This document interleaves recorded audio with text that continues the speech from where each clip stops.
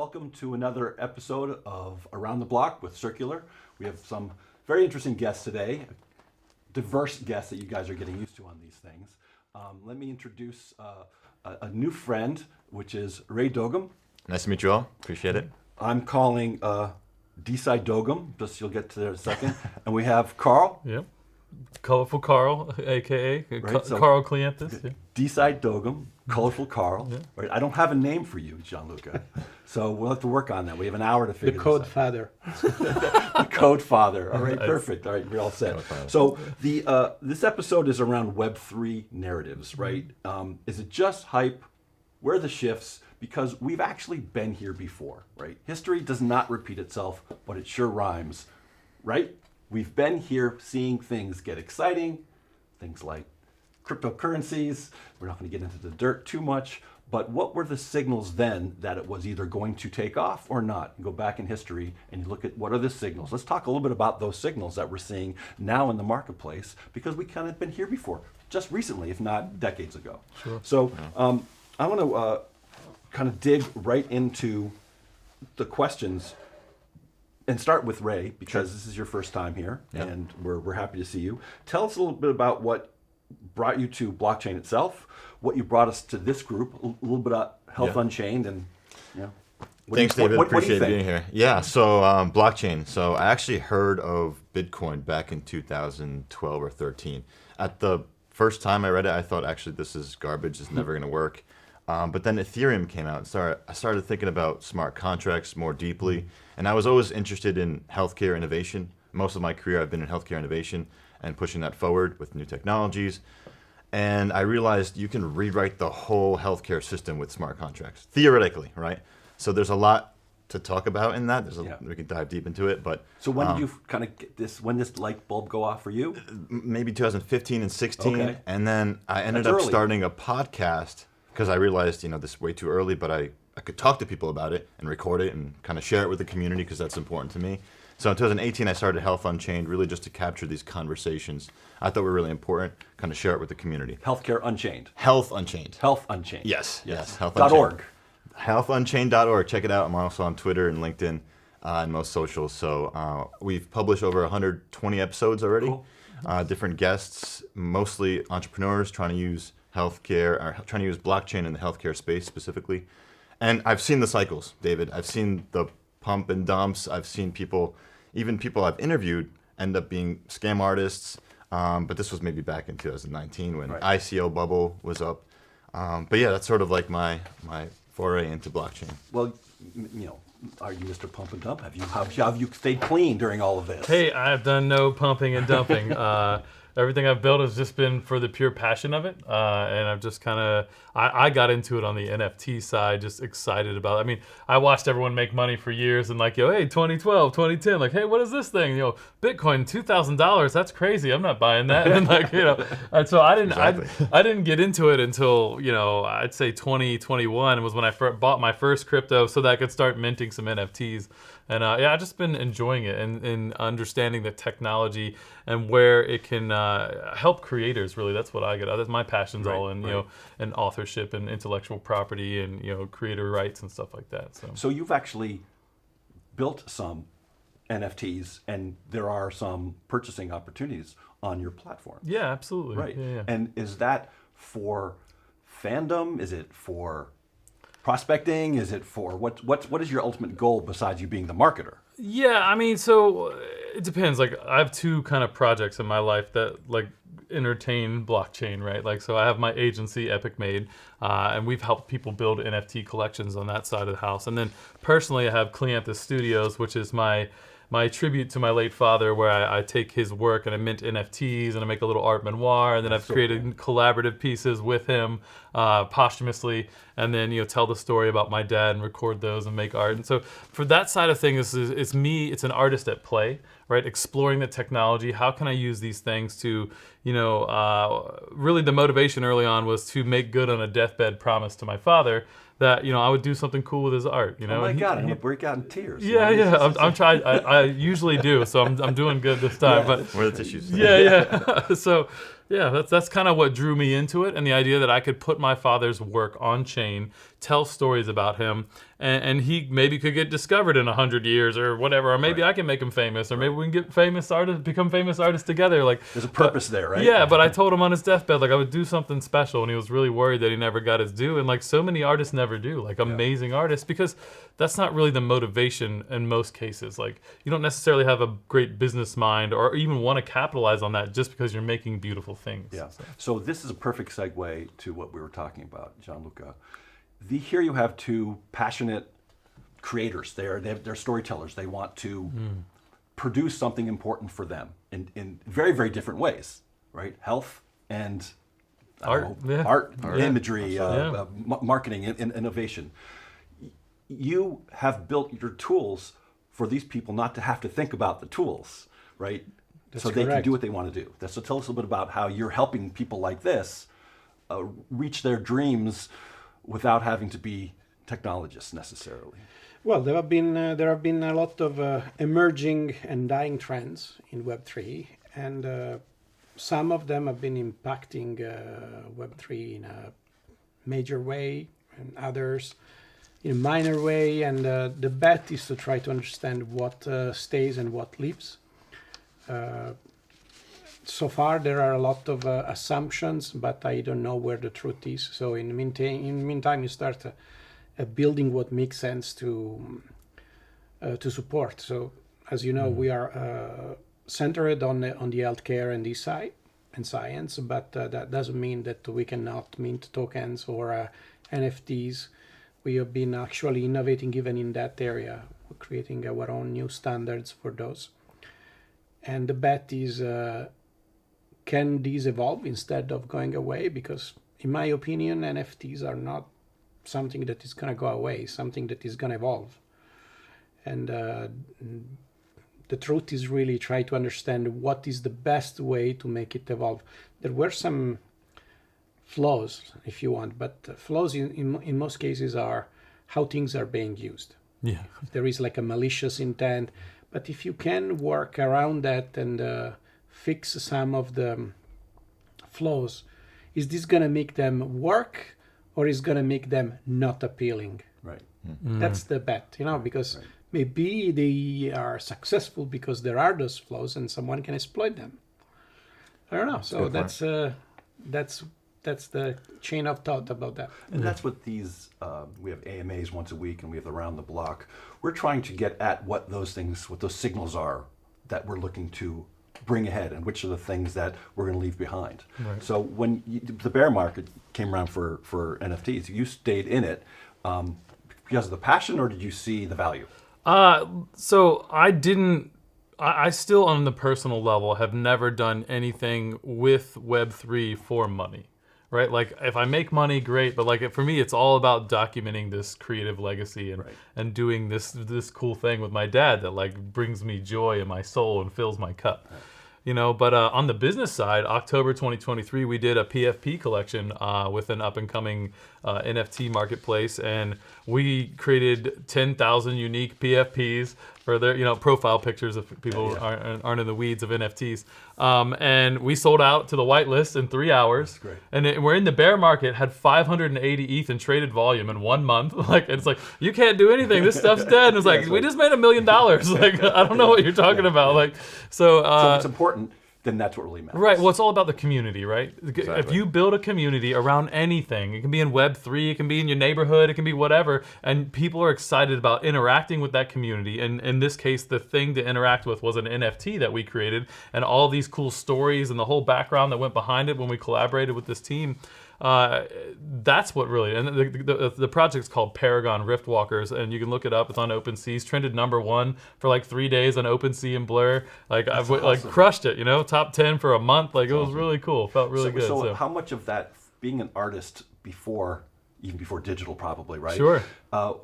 Is it the quality? Is it the uniqueness of it? What is it that you see communities react to? It's really all of it, right? It's there's no one thing. Like you can do amazing art and try to sell it and no one cares, right? If you have an amazing community and you put out shit art, like they're probably still not going to care, right? They might care more the community and the utility and like what they get access to, but if you make it beautiful, right, and it's unique and it's your own style and they've never seen anything quite like that, then all these things come together and it's a synergistic effect where this and this equals this. You know what I mean? Like it's a multiplier. It is a style. It is a style. Yeah. So you go back to your community. How much interaction do you have with your community to find out what's working? What are you going to be talking about next time, this time? Tell us about that. Yeah, no, absolutely. So community is number one, I think, Yeah, especially in the agreed. Web3 world. If you think about the DeSci space right now, you see people trying to raise money for their sick child, and that builds a community. If you have something in common with another family, let's say like they both have the same disease, that's a community right there, and a really important one, because you're talking about life or death right here. So I think that's one example I can share in the DeSci community space. Right. And we're obviously listening to our community all the time. Are you building, I mean, we haven't talked about this, but are you building, practice what you preach in a way? Are you building mechanisms on chain for your actual community? Right now, we're talking about building on this stuff. You're actually using it. Sure. Where are we actually applying blockchain inside our communication with the audience? Well, first of all, you need to understand that you buy good clothes, you buy good shoes, you buy a good car, if you can afford it. But today our life is also online. So it's not, weird that you buy also digital assets because part of your life is there. But, and here is the differentiation. There are projects that you fund because there is a technology or there is some substance. Let's say like this. There is something. It's not only words, because that's what, in my opinion, is hurting communities. Because if communities are built on what? On trust. So there is like a charismatic figure or a team, and they attract interest and trust from a community of people that somehow follows them. They are called followers, right? Right. The stories that you need to then honor that audience that you're building with something meaningful, not to just with the promises that they don't reach, any concrete place.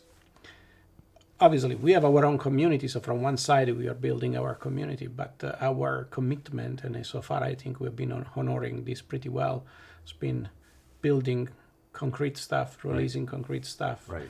We are doing this for our community. Why? Because we want to show them that we're not just a bunch of guys that don't know what they're doing. They're just trying to make some quick bucks. We're really trying to change the world.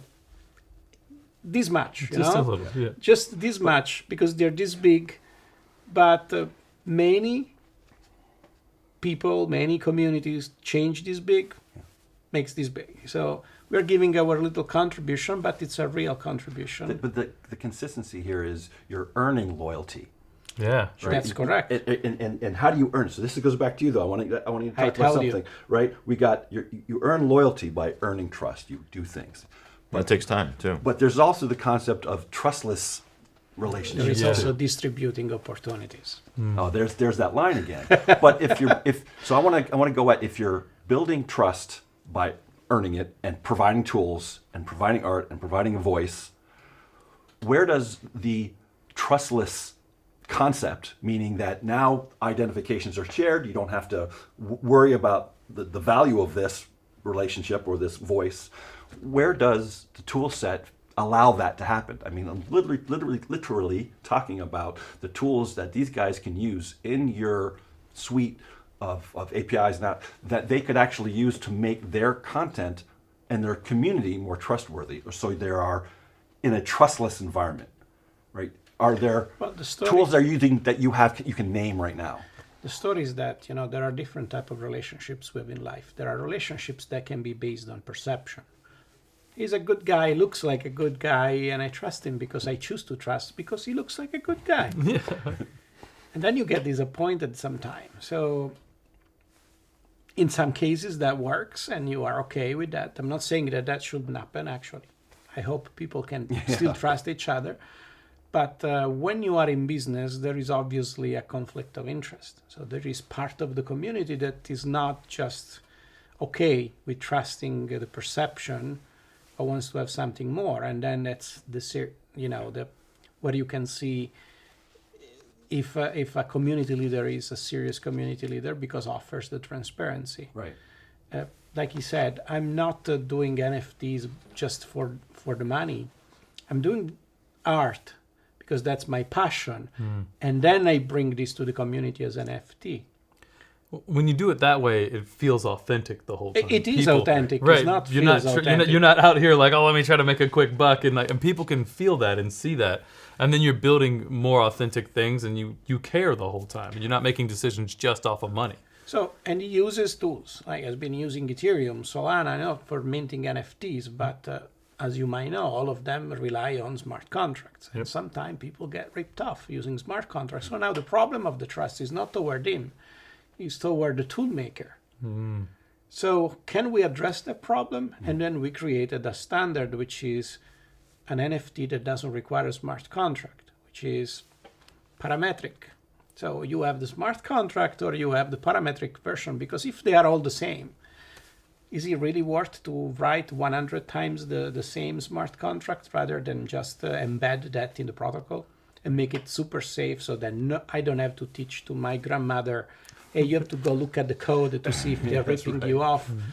So you want to facilitate, you want to give somehow a little bit of Web2 experience in a Web3 paradigm, and these are the tools, new tools. Yeah. And from a creative perspective, like most of my community doesn't give a shit how it works. We just want it to work, and we want it to be able to trust And the have product. that flow. And just be able to do the thing. Okay, I'm gonna mint an NFT. This is officially my piece of artwork. All these other AI generations that are ripped off from my style are not mine because it's not registered in my wallet, right? Like you can protect yourself in that sort but of for way. the newbie that comes in your community that don't know you, they say, all right, do you have a safe, secure mechanism so that I know that if I connect my wallet, I'm not gonna get ripped Right. off? Yeah. And that's not you. That's like beyond a newbie. That's like I know enough now that I can get scammed by connecting my wallet to things, right? Yeah. So like I mean, on the intro level, you don't even know that. That's how people lose all their stuff when they just willy-nilly get Also, into. the 404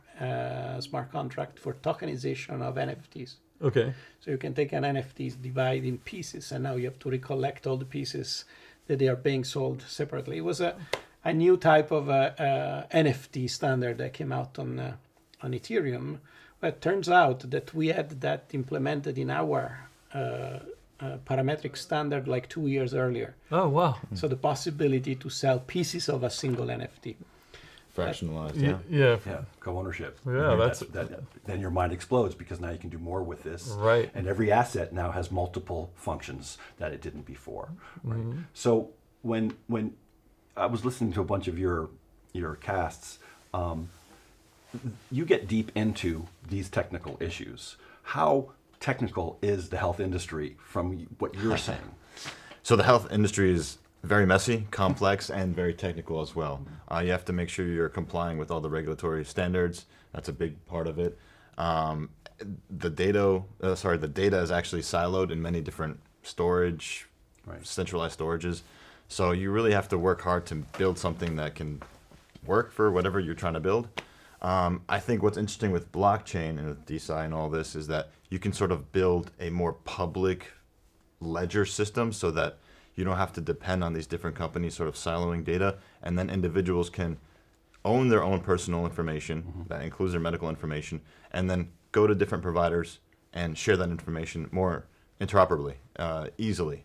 And But that has to be easy. It has to be easy, and that's one thing you were mentioning, how we have to create this Web 2-like experience using Web 3 technology. So implement the great features of Web 3, but also it's got to be fast, smooth, user support. Invisible, gotta be possibly. Yeah, absolutely.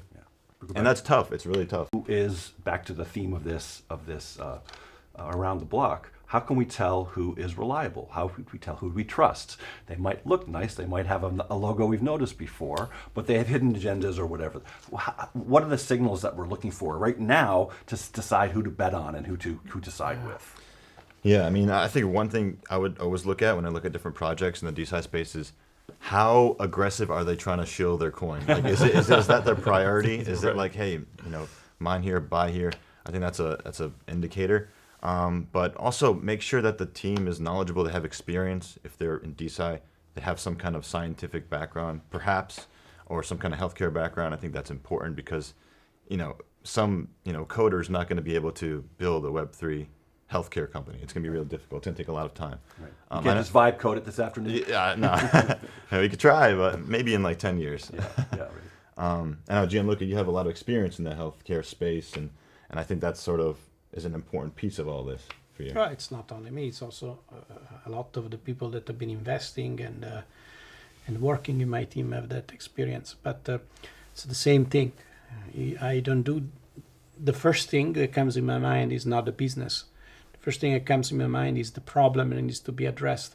Like one time I heard someone saying, "Oh, the blockchain is a solution in search of a problem." I said, absolutely not. It's absolutely there are so many problems in the world that can be addressed by this technology that it's really like you can keep coming up with every new idea every day because there are so many things that will benefit from that.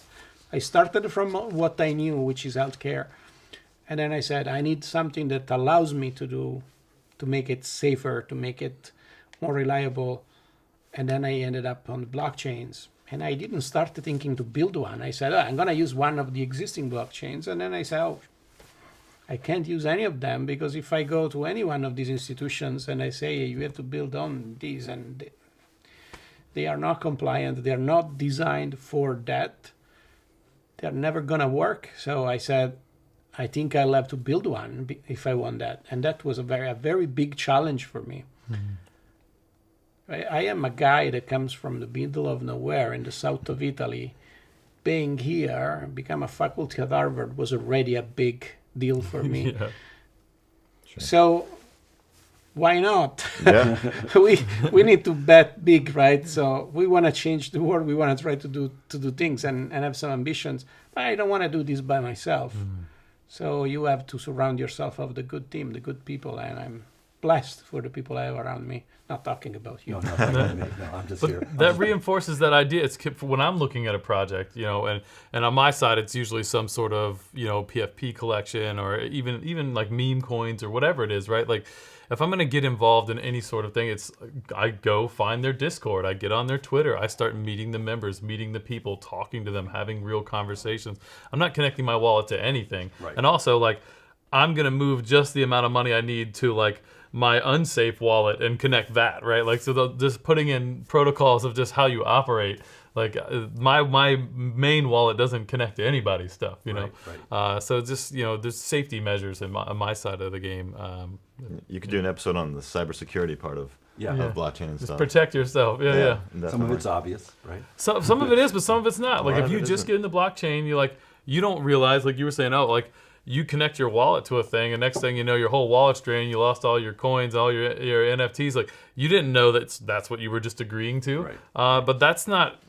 That isn't. I think I'm just logging in, right? Like before I knew more, and I think the intro user is probably in that same space, right? Where we're all like deeper into it. We know better, but like I don't think like your first time crypto people have any clue about that. I think that's one of the hopes that, not one of them, but I think a major hope where blockchain is actually going to be certifying all this AI activity that we have. Yeah, without a doubt. Right? So agents and and how do you trust something that you don't meet? You can't have the luxury of the time. You want to be able to have a trustless relationship. Yeah. What is your point of view on that future of how that is going to unfold, where blockchain can be? They create an AI that needs to play chess and win, okay? And as an outcome, the AI hacked the game to win. So that tells you that you better have some very serious guardrails, because if you want to use the AI in many other environments, you need to have the proper framework to handle the damages that can come out.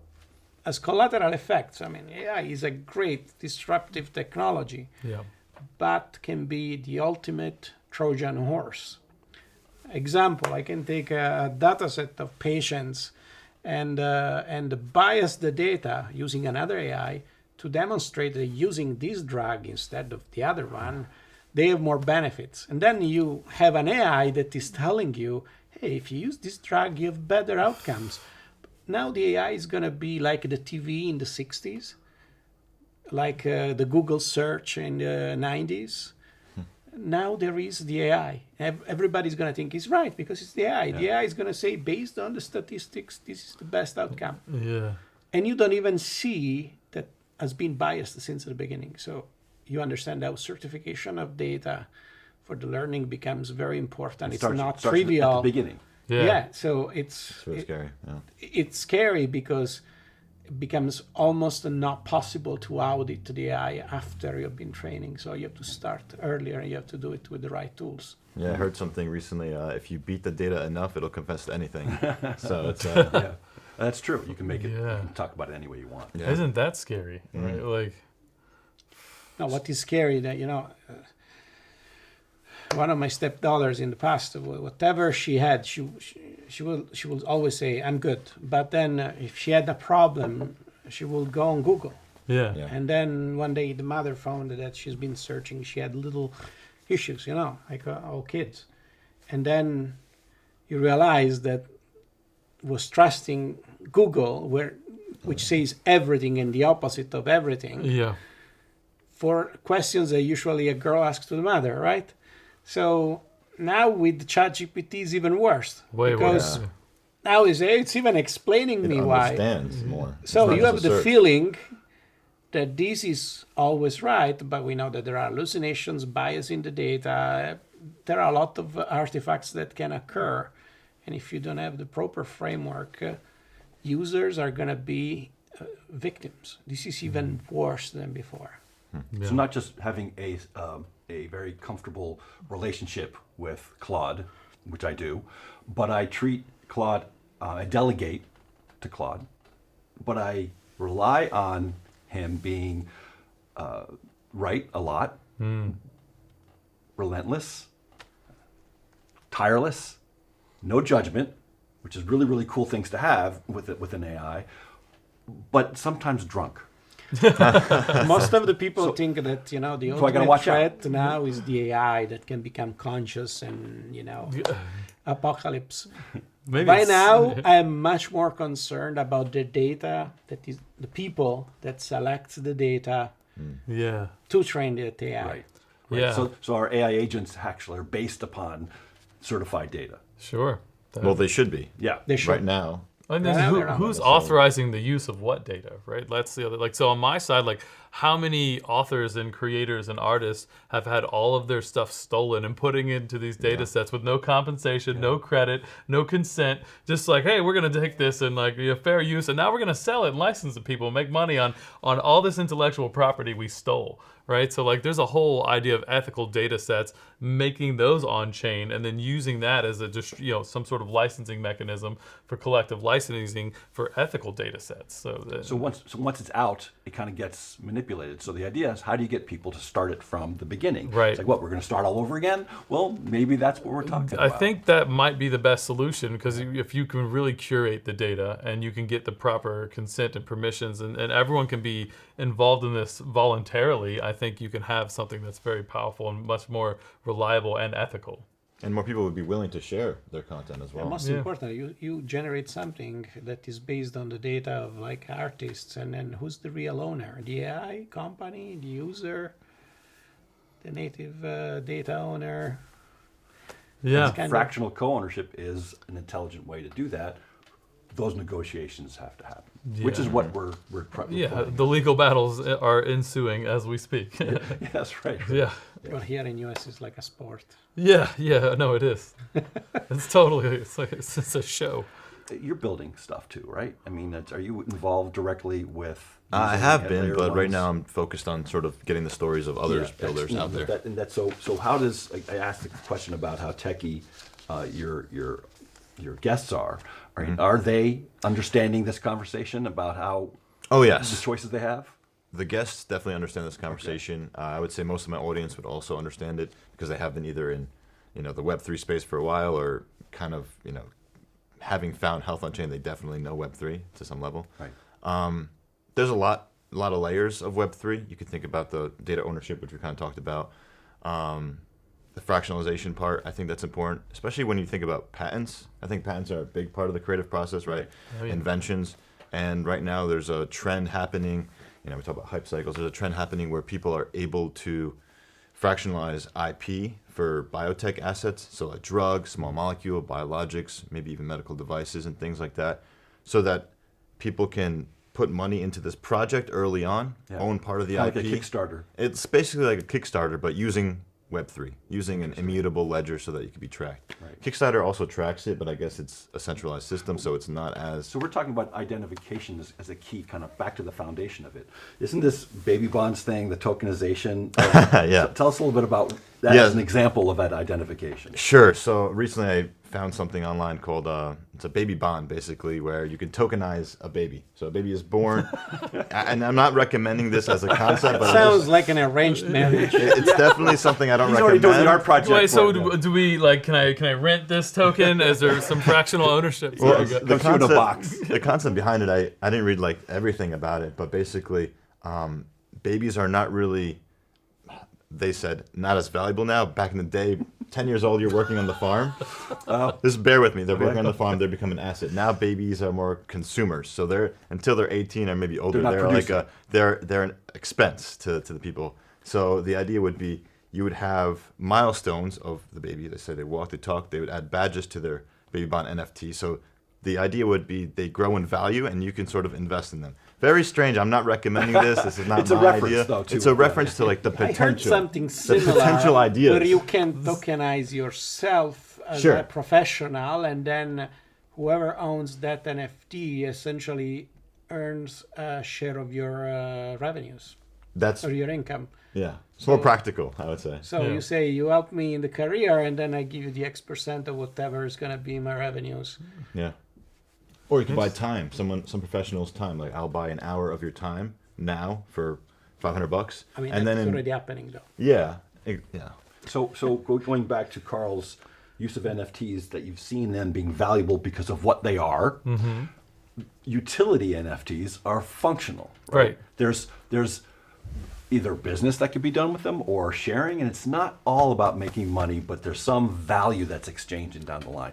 Let's talk about where you see that going. I mean, so like I think the biggest collection everyone knows is like Bored Apes, right?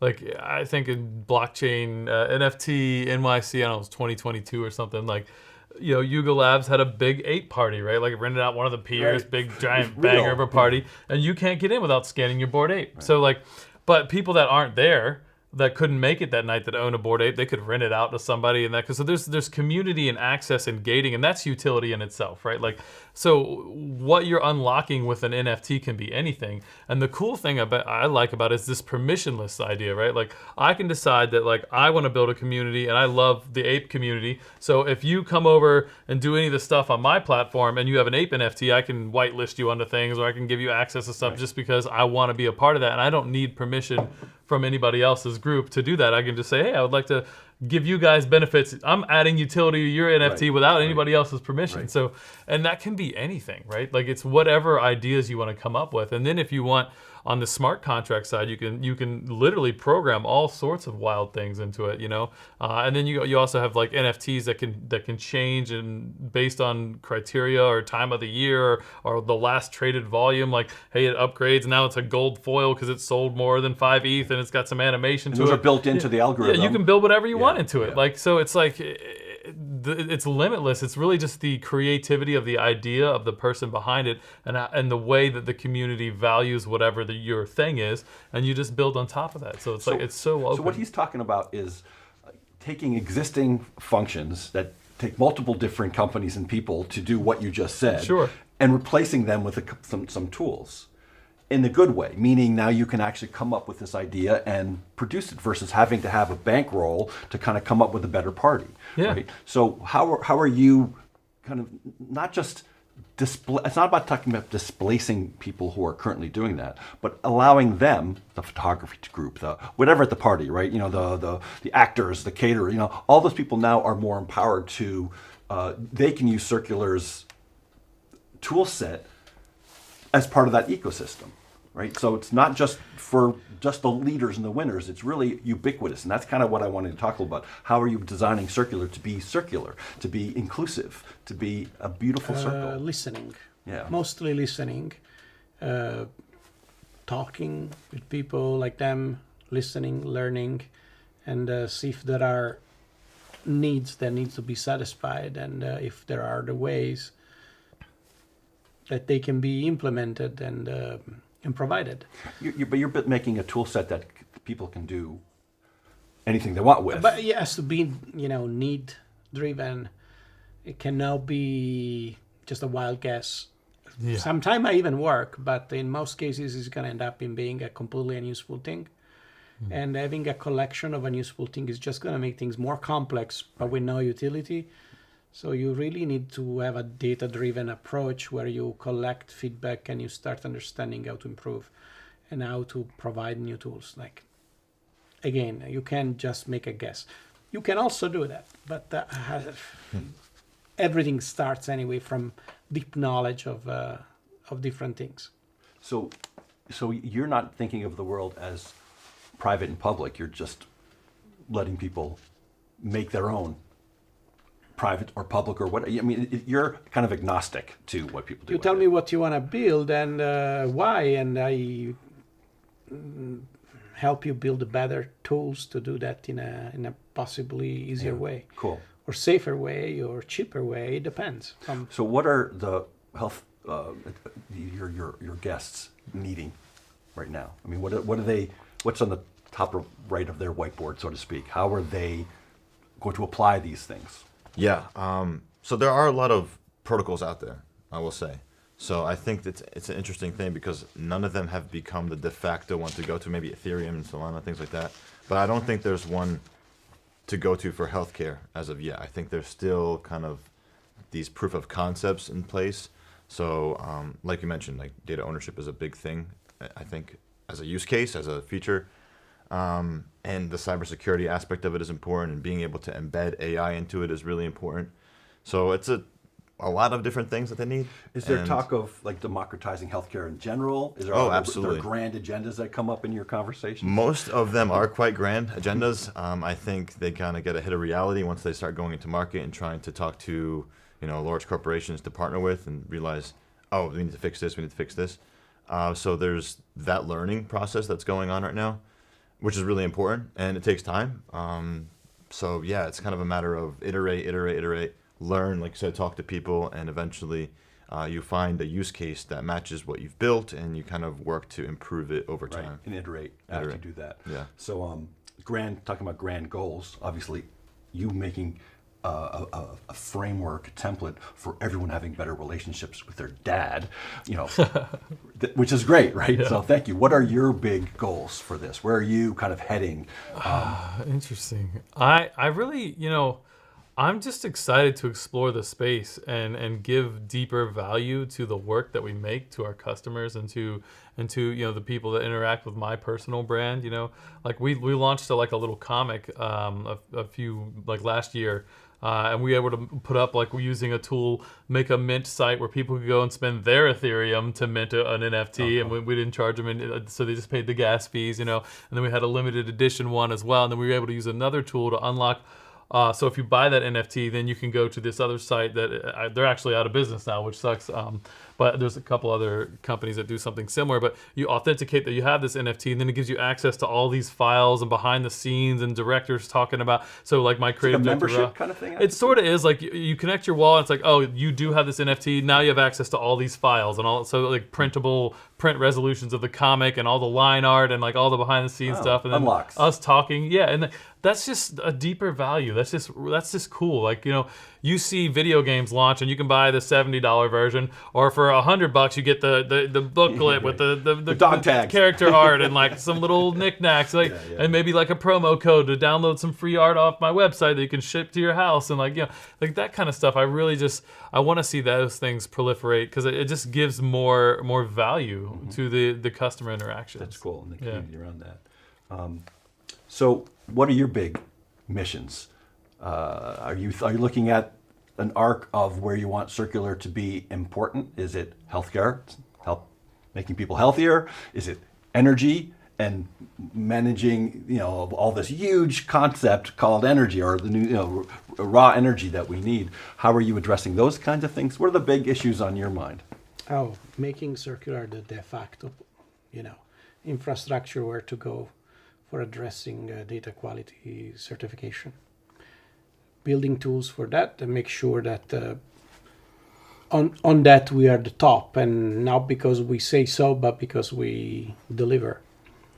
And so that's the main focus. That being said, we will still try to bring innovation wherever we put our hands. The interesting thing about the path there's lots of incumbents that you're welcoming along, but they're pushing back, right? And how do we welcome them along, like the monopolies in the healthcare industry? It's like, oh no, Epic, you can do these things. But what's your take on this technology minimizing that control that these monopolies have, or getting them involved so they can participate? Sure. I'm sure the incumbents are going to try to push back on some of this.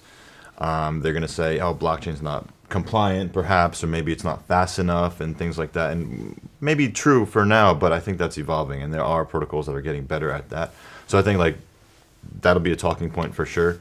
And again, it's going to take time. I think it's a matter of understanding what the needs are of the patients, of the providers, of the different health systems that are in place, health payers. I mean, if you think about insurance as a general idea, what they do is they take money from groups of people and then they give it back to you when you need it, right?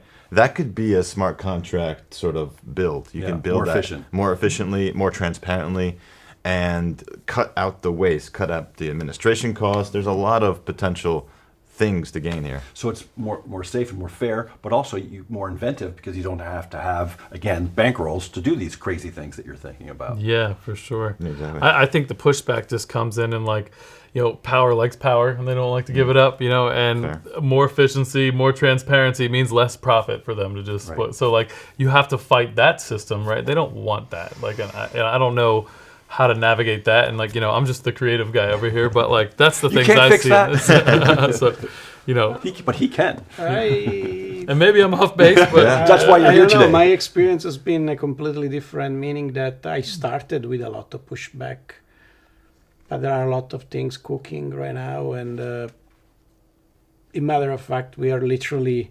penetrating 3 big countries and getting into their healthcare system, and it's everything based on what we have been learning, and then adjusting to the new direction. You have to listen to what the market wants. Like I said, you don't have to have the arrogance to know what to do, but there is also another thing. It's true that there is an equilibrium of powers that gives you a pushback because they have some interest. But it's like there is something there is one person versus many other people wiggling, and at some point more people win. Yeah. The decentralization is here to stay. It's not a technological innovation. It's based on peer-to-peer networks, which are pretty old. It's a social revolution, I say, not even innovation, because there is a way to make this thing decentralized. And then when everybody knows, and now everybody knows, then you can be as powerful as you want, but unless you come here and you put a gun on my head, you'll have to let it go. And it's going in a lot of very important So maybe places. the power is the knowledge that this is certified or this is trustless. There are a lot of people that want the right things, let's say like this. Yeah. And this is a very particular historical moment, because right now there are around a lot of people in the right position that want the right things, and that is helping. Yeah, and the transition is disruptive, and that, as you say, makes some people squirrely.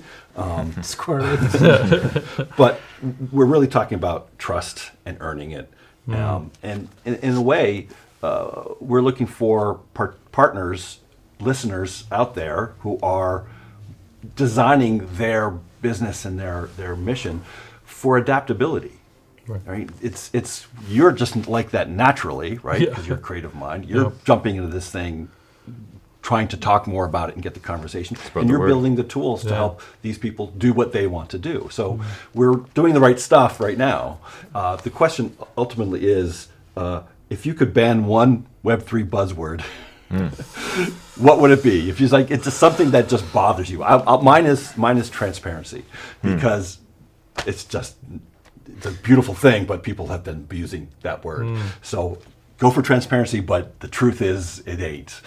So what's your That note, maybe I would say privacy, because blockchain gives you transparency and Yeah. privacy. But Does it? What does that mean Yeah. actually? Because everything is could be on a public ledger. So let's say privacy. We're trying to be positive, but there's also, I agree with you, Yeah. there's also a concern, but careful. Yep. I mean, there's not really privacy on a public ledger. Yeah. There's not. Yeah. Even if you don't know the wallet address, all you need to do is paying attention, and then you can reconnect and find out who's behind each wallet. So it just takes a bit of work, that's all. But today you use software for that. Now, the other connected to the privacy, in my opinion, the point is, does everything have to be completely public? Because in many cases, it doesn't make any sense. There are cases where you want absolutely things to be completely transparent because anyone needs to see. But there are many cases. For example, I have a business that is between me, you, and the four of us. Okay, we have 4 companies, and we are building something together. So our only objective is making sure that we are not fooling anyone else. Okay. Right, amongst So- ourselves, right. We are the only stakeholders, and we want to make sure that our business is done in the right way. So the only transparency I need is between the 4 of us, not the rest of the world. So actually, I want to make things private compared to the rest of, not because I'm doing something bad, but because it's my business. Yeah. Right. But that's what zero knowledge proof is, where you can actually say, we've No, identified. That's why you want to have different level of privacy in blockchain. There's no public and private. There are different shades in between, and you need to be able to have solutions that can So accommodate. there's an art project for you to talk about. Let's talk about this. Okay. Different shades of truth. Okay. And how much can you do with very little Yeah. truth? Because you can, you're doing it all the time. And what's really important where you want, this has to be certified. Because Yeah. my baby's involved. I'm doing a baby bond, which is insane. Right? so Because- but crazy. it needs to be more certified and more true there because it's really important to me. But maybe not some graffiti art or something fun that you're doing that might not know who that is who's doing it. Right. Banksy was fun not to Banksy, know who he yeah, was. yeah. So back to our other conversation about what is important enough to be certified, A level or whatever it is. What can you talk about that different levels that you're allowing people to, I think my point is that what you're building is something that is like certified or not. It's yes or no. It's real or not. You whatever don't need it to is. have that for everything. Again, building a tool doesn't mean you need to use that tool everywhere. Yeah, I yeah. build a chainsaw doesn't mean I'm gonna go around ripping the house apart. Okay, so I have a chainsaw and I used to go cut trees. That's it. So I built this tool that can be used for many use cases, but doesn't have to be used for all use cases. So it depends from which one is the trend you are talking about. You're talking about healthcare, might make sense. You're talking about art, maybe not. Yeah. There are many other new trends that are coming, and in my opinion, right now it's really about establishing what comes and go and what comes and stays, Right. or comes and evolve. Let's say like this. And you get to decide that. In this case, the healthcare is the DeSci is an emerging narrative in Web3. It's here because there is a real need. It's really gonna stick around, or it's just like an experimental thing, and in 6 months it's gone. Yeah, I would say on that, we're seeing that a lot of federal grant money is being halted. So there's these researchers either losing their jobs or they don't have money for the research, so they're looking for an avenue to raise money. So DeSci could be that fundraising interesting. mechanism.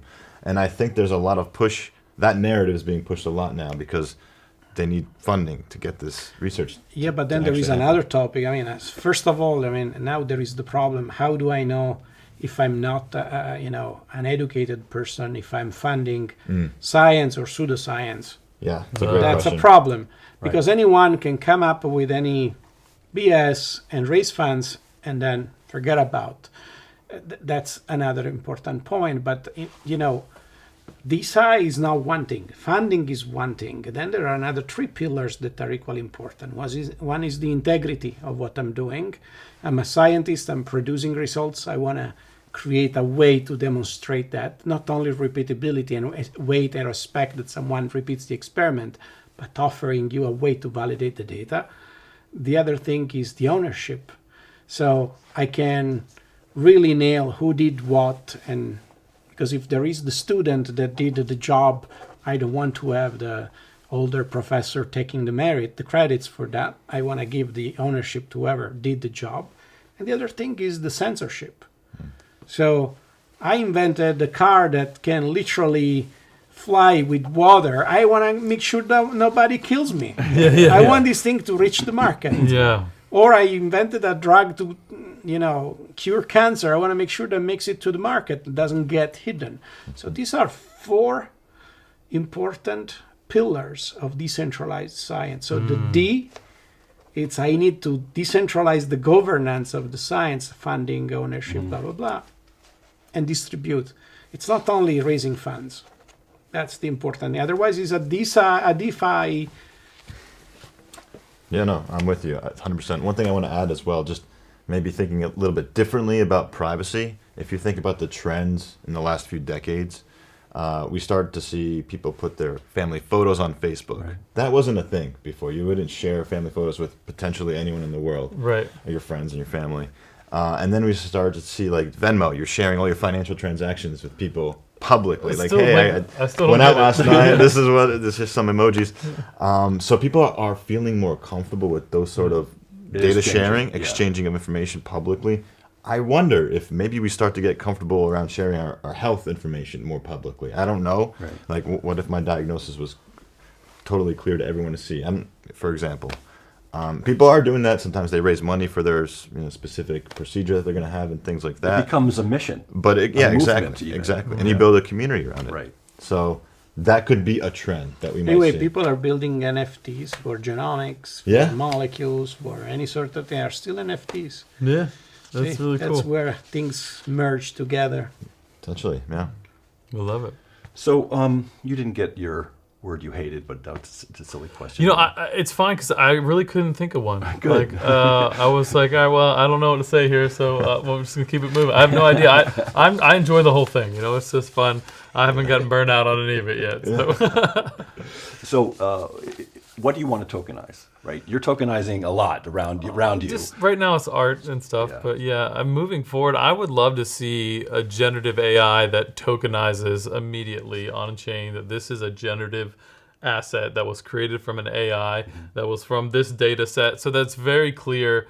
Where this came from, right? And we're trending into a new marketplace as creatives, where it's like, hey, there's an intrinsic value to the fact that there's no AI in this art. This is not generative at all. I drew this from scratch, or this is partially AI and I collaged it together with 30 other things. And you're willing to admit that. That's a different type of art. Right, but like also like I just punched in a line off the top of my head. Like that's probably not art, right? Like that's just whatever the AI spit out. Yeah. But you're not gonna, Well, and you can't own it, right? Like so right now our legal standings are that things have to be human authored for you to be able to copyright them, right? And right now the laws and the cases that have gone through have said, if you just wrote a little sentence and not like a serious prompt, like that's its own thing. You can actually copyright that prompt, but the output is not human authored; it's machine authored, right? So now there's other ways where you can input things, and like I put in my sketches and I created a LoRa model, and I could get into the weeds of all that, and then you can output things that potentially could be copywritten. So I'd like to see some of that stuff be tokenized, and also like just on a non-art side, like.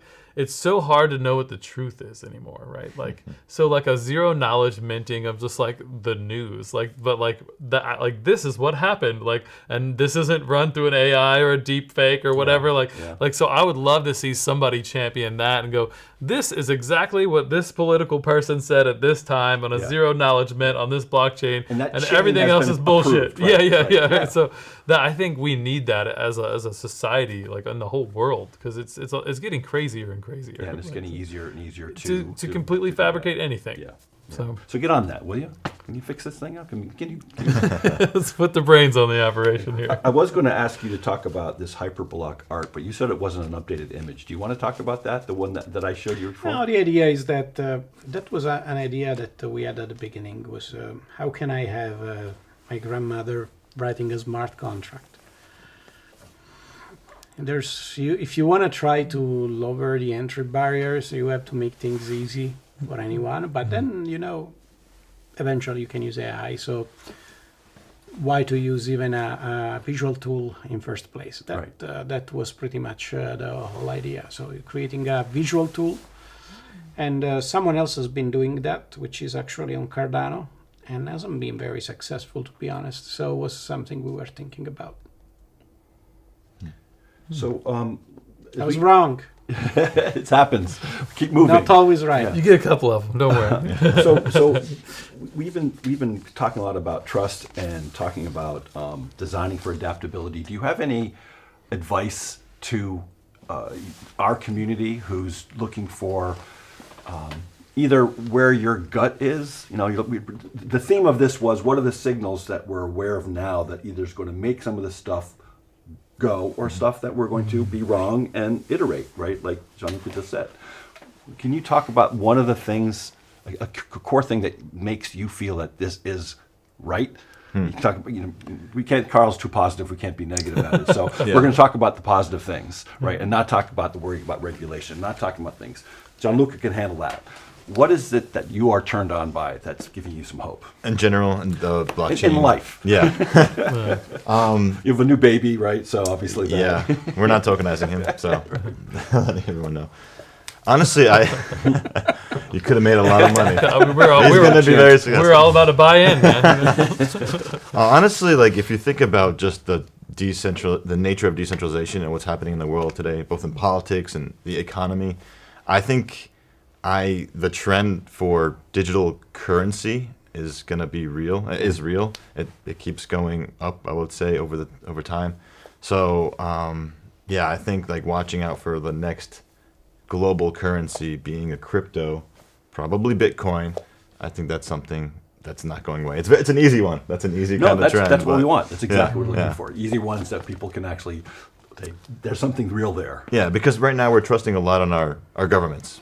And there are many governments, and they all have currencies. And naturally, power likes power. You debase your currency, then it becomes less valuable. Inflation, that doesn't make sense to me in the long run. I think we need something that we can all agree on as a global Earth population. Have a standard for at least currency. Currency for the people. For the people. I think there's a real opportunity in this decentralization for the world to come together around this. And I think blockchain in itself, for me, is so powerful. Like I've never seen anything in my 40 short years on Earth here that brings communities together from across the world, different religions, languages, cultures, location. It's inconsequential. Can you access the internet, which pretty much everyone can now, and I don't know what the recent numbers are, but most of the world. And it's like we could come up with our own token, have our own financial sovereignty, and no one has any opinions about that but us, because it's our token. And there's something there that's just really, really powerful, especially when you're talking about communities of people that have been disenfranchised forever. Like there's still countries where women aren't allowed to own bank accounts, right? But now they can have a smartphone and a crypto wallet and take money and give money, and they don't need someone's permission because they weren't born the right gender. Like it's that kind of stuff is really powerful, and I love it.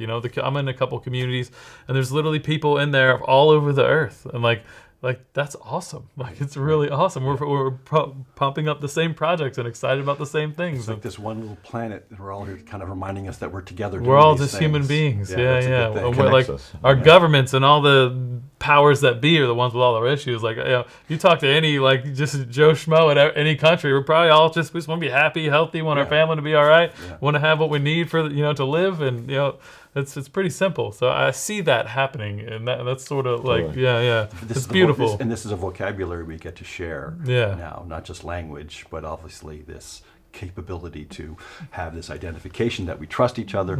So you're obviously having these great, deep agendas that are important. What can you say to the community to kind of pull this together, what can they do next? I'll ask you guys, how can we reach you? Because this is a kind of the last round of. Sure. What is your message from this particular conversation that you can tell to the community that they can take action on with circular specifically? Well, the first is more generic, and is that I think this is a chain reaction, which starts with Bitcoin and will spread to all different areas of governance around the world. And someone says that one day you will own nothing and be happy. I'd say to those people that will own what we want, we will say what we want, and we will, yes, be happy. Awesome.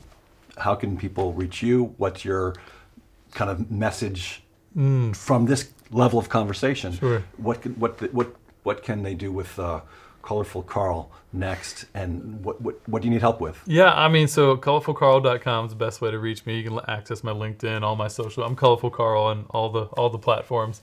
And you are. Yeah, thanks. Not very colorful. Yeah. It's a juxtaposition kind of thing, you know. It's It's a brand. I left my bright pink shirt at home, you know. But yeah, I'm just happy to have these conversations anywhere, right? Like I really want to evangelize the space. So, people want to reach. I've had people reach out to me after doing stuff like this, like, hey, I don't understand this. I'm happy to send people links, and you want to get this and check that out, and like, here's some videos you can watch. Like, I just want to help anybody in this space try to build it up, because I do believe that there's so much power that can come back to the people. And this can, like, the community aspect. I just keep talking about, like, what is more important than feeling loved and appreciated and a part of a community that does things that you feel are good, right? And we're trying to repair the damage and stuff from all the grifters that came in early on, when it's like this big money thing, and like all this, we're gonna do all this, give me all your money, and then I disappear. They're still there, but the people like us are gonna change that narrative, and we just gotta keep staying the course and going out there and going, no. That isn't the thing. These are assholes. Like, right. This is what good people do in the space, and how we can build. So more this good. Up. Yeah, absolutely. Is your answer for more all that. good? Yeah, and that's a good point, because you're here in Boston because you're speaking with Ken Mooney's class at Suffolk. I did. Yeah, it was cool. That was yesterday. And he was here just a month ago. Yep. So it's Ken's great. We're doing the right stuff. Right. Just build up the good people in the space, right? More good. Yeah. And how are you doing more good? What can we do to help you with your more good? Yeah, I'm happy for anyone to reach out. Go to my website, healthonchain.org. I'm on LinkedIn and Twitter. I've had university students, grad students, business owners, entrepreneurs reach out to me just to get advice about their business model, or how they want to approach either their NFT project or some sort of decentralized, a DAO perhaps, in the healthcare space. We didn't talk about DAOs, but yeah, that's the best way to reach me, I'd say. All right, so we're doing more conversations. More conversations. And if you want that, people can reach out to you because you're looking for more conversations. All right, I think that's it. Thank you, guys. It's been fantastic. Super fun. I think we have bringing a valuable journey around the block. This is the best part of the month for me. I'm David Cutler, and I look forward to our next trip together around the block. Have a good day. Thank you. Thanks, everyone.